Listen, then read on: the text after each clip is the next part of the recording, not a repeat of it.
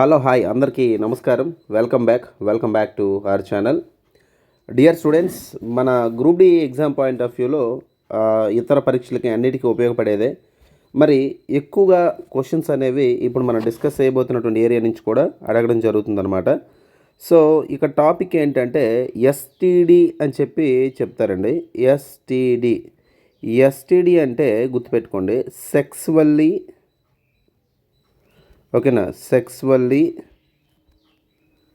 Transmitted diseases అని చెప్పి చెప్తారు. ఓకేనమ్మా, సెక్సువల్లీ ట్రాన్స్మిటెడ్ డిసీజెస్ అని చెప్పి చెప్పడం జరుగుతుంది.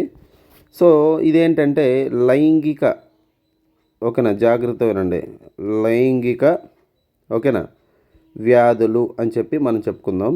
అంటే సార్ లైంగిక వ్యాధులు అంటే ఏంటి సార్ ఇక్కడ కాన్సెప్ట్ అంటే, సార్ ఇక్కడ ఇల్లీగల్ సెక్స్ వల్ల కానీ, ఓకేనా, గుర్తుపెట్టుకోండి, ఇల్లీగల్ సెక్స్ వల్ల, ఓకేనా, ఇల్లీగల్ సెక్స్ అంటే ఏంటండి సాధారణంగా ఫర్ ఎగ్జాంపుల్ మనకి ఏమైనా ప్రత్యేకమైనటువంటి ఎవరైనా ఒక వ్యక్తికి లైంగికపరమైనటువంటి వ్యాధులు ఉండేటప్పుడు, అంటే ఫర్ ఎగ్జాంపుల్ వ్యాధి కలిగినటువంటి వ్యక్తితో సెక్సువల్ ఇంటర్కోర్స్, లైంగిక సంపర్కం కానీ చెందితే గనక, ఓకేనా, సెక్సువల్గా పార్టిసిపేట్ చేస్తే గనక, సో వారికి కొన్ని వ్యాధులు అనేది రావడం జరుగుతుంది.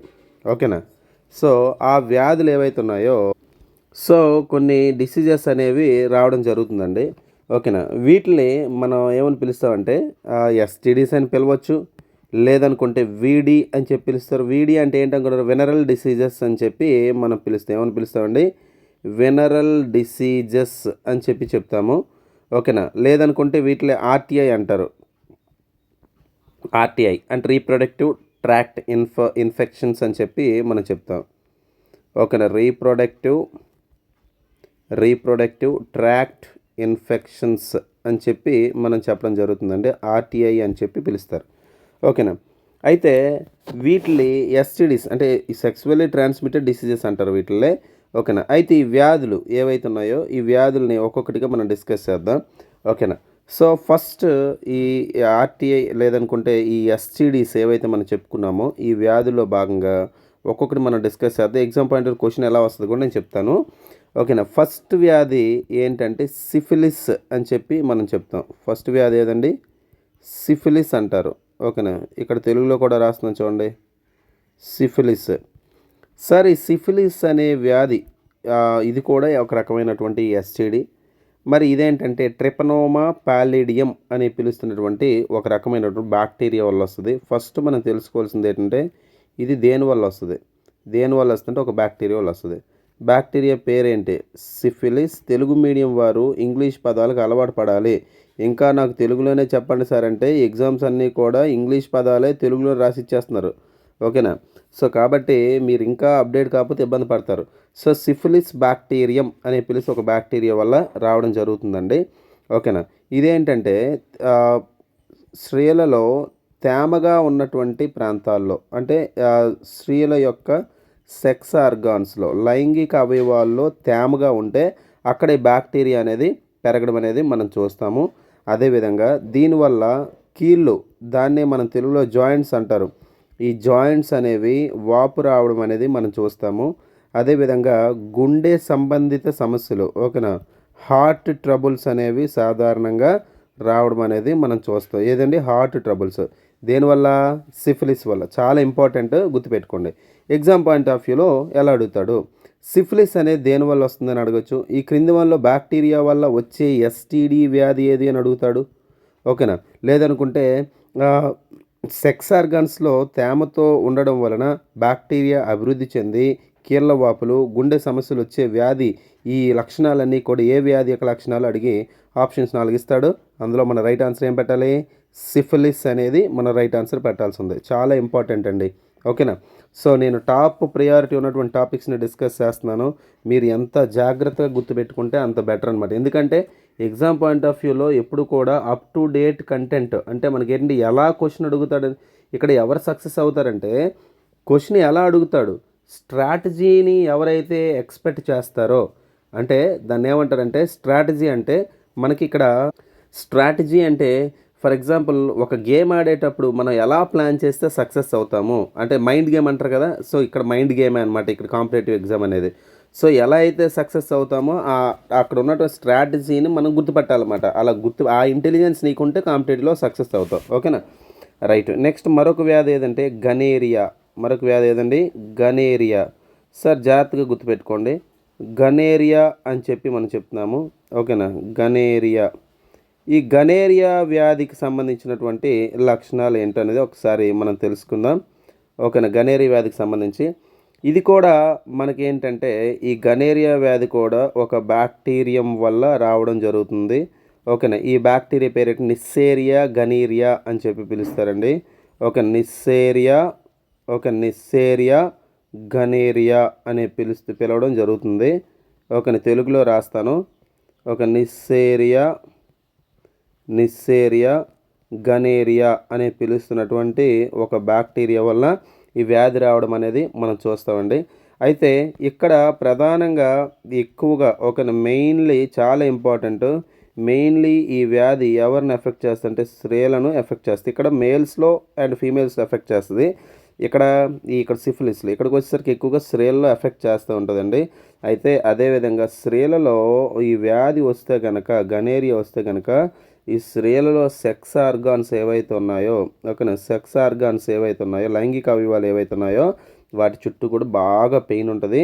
అదేవిధంగా ఈ సెక్స్ ఆర్గాన్ లోపల కూడా మనకి పస్ అంటే చీము పట్టడం అనేది మనం చూస్తాము. చాలా ఇంపార్టెంట్. చీము పట్టి ఆ చీము అనేది బయటికి కారుతూ ఉంటుంది. ఓకే, డిశ్చార్జ్ అనేది అవ్వడం అనేది చూస్తూ ఉంటాము. ఇది గనేరియా వ్యాధికి సంబంధించినటువంటి లక్షణాలు మనకు చాలా చాలా ఇంపార్టెంట్ అండి. ఓకేనా, నెక్స్ట్ మరొక వ్యాధి ఇక్కడ తీసుకుంటే కనుక, ఓకేనా, మరొక వ్యాధి ఏంటంటే చాలా ఇంపార్టెంట్, ట్రైకోమోనియాసిస్ అని పిలుస్తున్నటువంటి మరొక రకమైనటువంటి వ్యాధి. చూసారా వ్యాధులు ఎలా ఉన్నాయి ఒక్కొక్కటి. ఓకేనా, సో మరొక వ్యాధి ఏంటంటే ట్రైకోమోనియాసిస్ అని చెప్పి పిలుస్తామండి. మరొక వ్యాధి ఏదండి? ట్రైకోమోనియాసిస్ అని చెప్పి పిలుస్తారు. ఓకేనా, సో చాలా ఇంపార్టెంట్, ట్రైకోమోనియాసిస్ అని చెప్తాము. ఒక ట్రైకోమోనియాసిస్ అంటే ఏంటి? ఓకేనా, ట్రైకోమోనియాసిస్ అంటే ఏంటో ఒకసారి దీని గురించి మనం డిస్కస్ చేసే ప్రయత్నం చేద్దాం.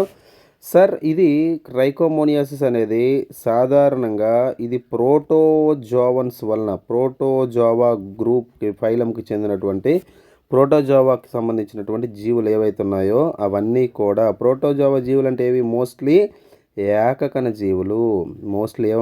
ఏకకణ జీవులు అంటే యూనిసెల్యులార్ ఆర్గానిజమ్స్ అంటారు. ఓకేనా, యూనిసెల్యులార్ ఆర్గానిజం అనేది దీనివల్ల రావడం జరుగుతుంది.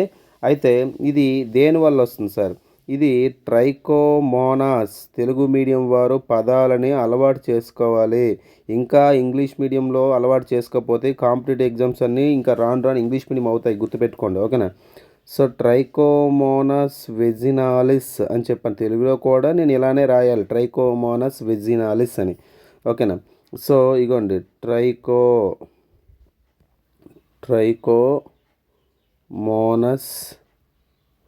ట్రైకోమోనస్ వెజినాలిస్ అని చెప్పి చెప్తామండి. ఓకే, ట్రైకోమోనస్ వెజినాలిస్. ఓకేనా, ట్రైకోమోనస్ వెజినాలిస్ అని పిలుస్తున్నట్టు ప్రోటోజోవాలు రావడం జరుగుతుందండి. అదేవిధంగా మనకి ఇక్కడ ఇంకోటి ఏంటంటే ఈ వ్యాధి వచ్చినటువంటి స్త్రీలలో సెక్స్ ఆర్గాన్స్, లైంగిక అవయవాలు ఏవైతే ఉన్నాయో లైంగిక అవయవాల నుంచి ఫౌల్ స్మెల్, కుళ్ళిన కోడిగుడ్లు వాసన అనేది రావడం అనేది జరుగుతుంది. అదేవిధంగా ఈ మగవారిలో కూడా సాధారణంగా ఈ వ్యాధి అనేది రావడం జరుగుతుందండి. ఓకేనా, అదేవిధంగా ప్రసేకం అనే ఒక భాగం ఉంది, మీకు మేల్ రీప్రొడక్టివ్ సిస్టమ్ చూస్తే అర్థమవుతుంది. ఓకేనా, ప్రసేకం, దాన్ని యురెత్రా అంటారు. ఓకేనా, లేదంటే ప్రసేకం, ఇది కూడా ఇన్ఫెక్షన్ అనేది అవ్వడం జరుగుతుంది. చాలా చాలా ఇంపార్టెంట్, గుర్తుపెట్టుకోవాలి. ఇది ఒక రకమైనటువంటి వ్యాధి. ఓకేనా, నెక్స్ట్ మరొక వ్యాధి తీసుకుందామండి. మరొక వ్యాధి ఏంటంటే జాగ్రత్తగా వినాలి. మరొక వ్యాధి వచ్చేసరికి క్లెమిడియాసిస్ అని చెప్పి చెప్తామండి. మరొక రకమైన వ్యాధి ఏదండి? క్లెమిడియాసిస్.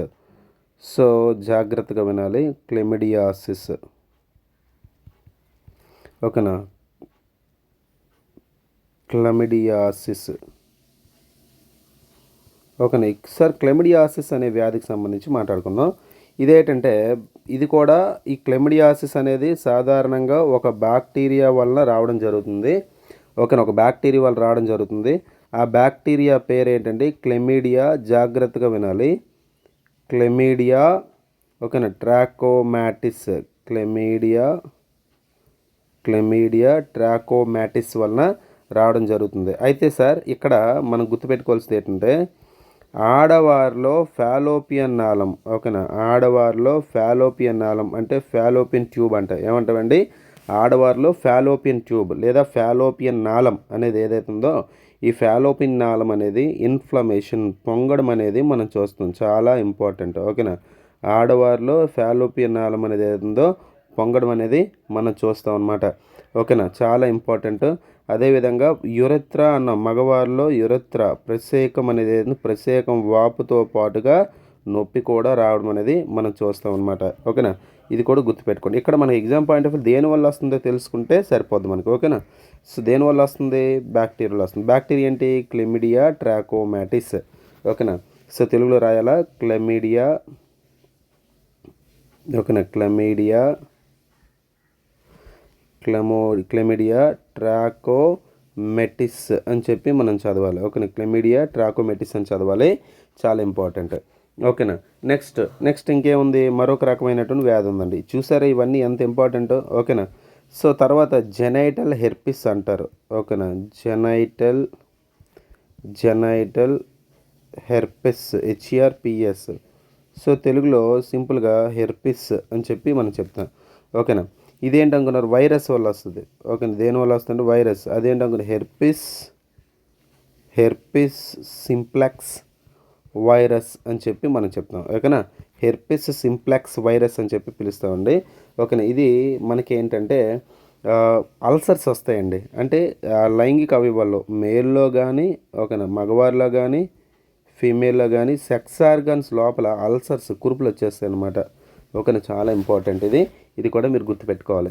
ఓకేనా, ఇది మనకేంటంటే ఇవన్నీ ఏంటి సార్, ఇక్కడ ఒక గమనిక ఏంటి సార్, గమనిక అంటే STD వ్యాధుల గురించి నేను మాట్లాడినప్పుడు సిఫిలిస్, గనేరియా, ట్రైకోమోనియాసిస్, ఓకేనా, అదేవిధంగా క్లెమిడియాసిస్, అదే జెనిటల్ హెర్పిస్, ఇవన్నీ ఏ వ్యాధులు, STD వ్యాధులు. అలా కాకుండా ఆటో ఇమ్యూన్ డెఫిషియన్సీ సిండ్రోమ్ అంటారు, ఎక్వైర్డ్ ఇమ్యూనో డెఫిషియన్సీ సిండ్రోమ్ అంటారు. ఫ్లోలో అన్నాను, ఎక్వైర్డ్ ఇమ్యూనో డెఫిషియన్సీ సిండ్రోమ్. ఇక్కడ ఇమ్యూన్ సిస్టమ్ వ్యాధి నిరోధక వ్యవస్థను డామేజ్ చేసే భయంకరమైనటువంటి వ్యాధి ఏదంటే ఎయిడ్స్ అనమాట. ఓకేనా, ఈ ఎయిడ్స్ అనేది ఏదైతే మీకు తెలుసు, ఎయిడ్స్ అనేది HIV వైరస్ వలన వస్తుంది. మీ అందరికీ తెలుసు కదా, HIV వైరస్ ఏదైతుందో HIV వైరస్ వల్ల రావడం జరుగుతుంది. ఇది అందరికీ మీకు తెలిసినటువంటి సమాచారమే. ఓకేనా, సో వీడియో నచ్చితే కనుక లైక్ చేయండి, షేర్ చేయండి, సబ్స్క్రైబ్ చేయండి. ఓకేనా, right. Thanks for watching this video.